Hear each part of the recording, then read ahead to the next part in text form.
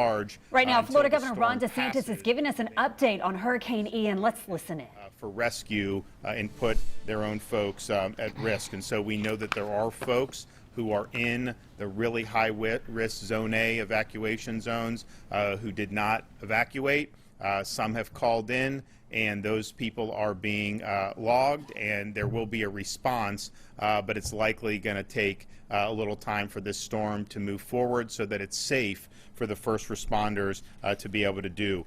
We are getting reports, but it's going to take a little bit more time to know exactly in terms of structural damage, but we are getting some reports of structural damage in both Lee and Charlotte counties, but I would say overwhelmingly, it's been that surge that has been the biggest issue and the flooding that has resulted as a result of that.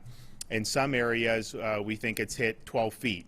Now, it is our meteorologists' view that the storm surge has likely peaked and will likely, be less in the coming hours than it has been up to this point. But we know that this has been a big storm, and it's done a lot of damage as it is. It is going to continue to move through the state of Florida. You're going to see hurricane-force winds in places in central Florida, perhaps. It's clearly a very strong tropical storm all the way until it exits the Florida Peninsula in the Atlantic Ocean.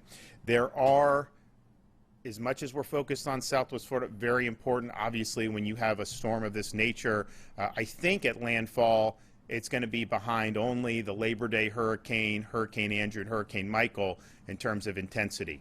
I think we're going to end up seeing that. It may end up being a Category 5, but at a minimum, it's going to be a very strong Category 4 that's going to rank as one of the top 5 hurricanes to ever hit the Florida Peninsula. So that damage is ongoing. It's very, very important. But the fact is, there's going to be damage throughout the whole state, and people in other parts of the state, be prepared for some impacts. And you are seeing counties in different parts of the state issue evacuation orders. Clay County in Northeast Florida, which we do anticipate some major flooding events in Northeast Florida. I think folks that are familiar with the St. Johns River know that when you have weather like this, you will see this. And so Clay County has issued mandatory evacuations of low-lying areas along the St. Johns River. Flagler County has issued mandatory evacuations of its barrier islands, low-lying areas, and mobile homes. Nassau has issued evacuation orders for low-lying areas. St. Johns County is evacuating coastal and low-lying areas, including the city of St. Augustine, as well as the city of St. Augustine Beach. Putnam County has recommended evacuation for low-lying areas and areas that have a history of flooding, and Sumter County is advising evacuations of mobile homes. And so those are places that are hundreds and hundreds of miles away from the initial impact in Southwest Florida, and yet they are having to evacuate folks that are living in vulnerable areas. We have over 1.1 million reported power outages. Now, there are crews that are still working outside of Southwest Florida, but just understand that number is going to grow. You're going to see more power outages as this storm moves through the center part of our state and before it exits into the Atlantic coast. There are 100 portable cell phone towers ready to be deployed into Southwest Florida once it is safe to enter, and should that be needed.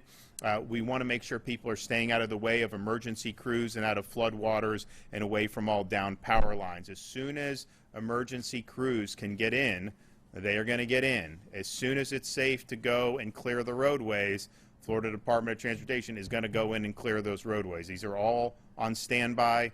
They are ready to go.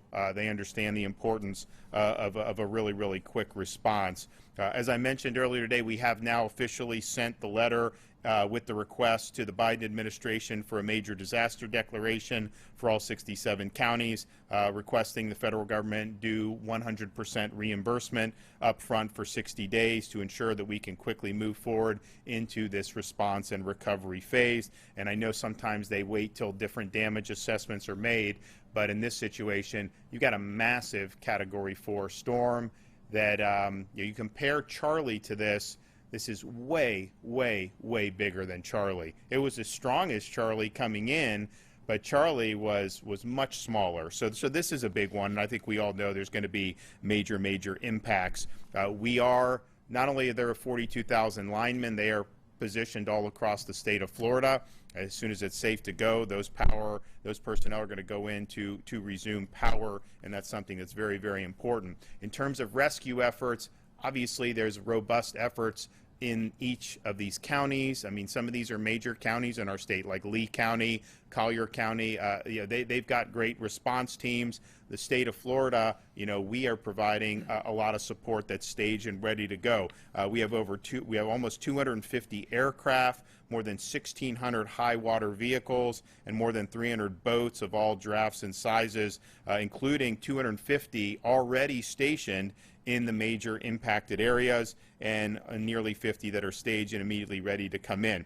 And so with water this high, these operations may need to be waterborne operations. Now, there are some where you're going to need to use the water to get to some of the barrier islands anyways. But you look at like Collier County, I mean, downtown Naples is flooded. That's probably going to subside as the time goes on, but they're prepared for a lot of different eventualities. So we're thankful for the states that And you're listening there to Governor Ron us DeSantis update us on Hurricane Ian, saying that he anticipates that Hurricane Ian will be one of the top 5 hurricanes ever to hit the Florida Peninsula, with damage expected across that state, and that includes major flooding expected here in Northeast Florida. I know a lot of you are worried about losing your power. We've been hearing that from you, but he was talking about 42,000 linemen, people, men and women, prepared to try to get electricity back on, not just here in North Florida, but across the state. So they think they're ready. We hope so, and we hope we don't all lose our power here, but it could be a nasty storm. We're still watching it, keeping an eye with Tim Deegan and our weather staff. We'll be right back.